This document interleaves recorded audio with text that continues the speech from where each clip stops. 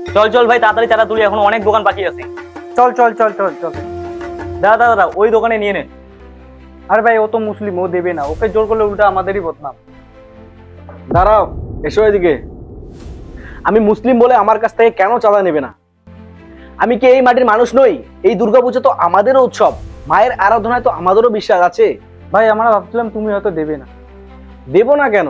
সরকার রাজনীতি চায় আমাদের মধ্যে বিবাদ তৈরি করতে। আমাদের রক্তে তো একই ভ্রাতৃত্ব।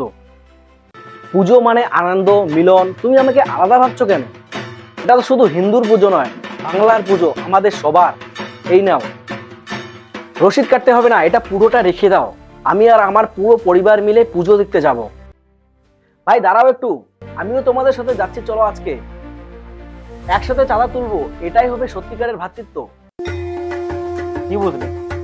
ধর্ম নিয়ে রাজনীতি করে পার্টিগুলো আমাদের মধ্যে বিভাজন তৈরি করেছে। আমরা যদি এক হই, কোনো বিভাজনই আমাদের টিকতে পারবে না। চলো আজকে একসাথে ভ্রাতৃত্বকে মজবুত করি। দুর্গাপুজো, ঈদ, বড়দিন সব উৎসব আমাদের এবং সবার।